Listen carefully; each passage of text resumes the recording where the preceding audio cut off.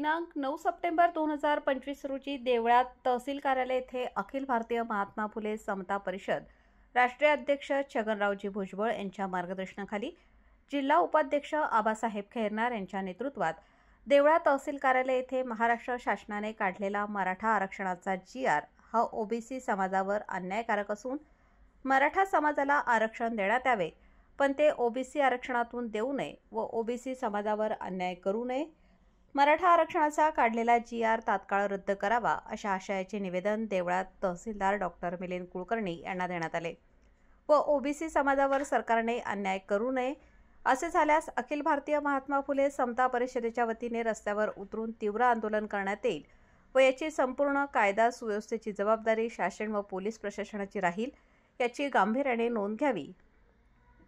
यावेळेस जिल्हा उपाध्यक्ष मनोहर खैरनार, तालुकाध्यक्ष रमेश आहिरे, तेली समाज अध्यक्ष संभाजी शेजवळ, राहुल थोरात, सचिन शिरसाट, दादाजी ठाकरे, समाधान पवार, सतीश बागुल, बापू शिरसाट, रमेश खैरनार, भगवान बागुल, प्रेमानंद बागुल, सुशील बागुल, समाधान महाजन, वसंत शेवाळे, जिभाऊ बागुल, दीपक बच्छाव, सुधाकर खैरनार इत्यादी कार्यकर्ते मोठ्या संख्येने उपस्थित होते. वृत्तसंकलन समाधान केदारे, निवासी संपादक, देवळा.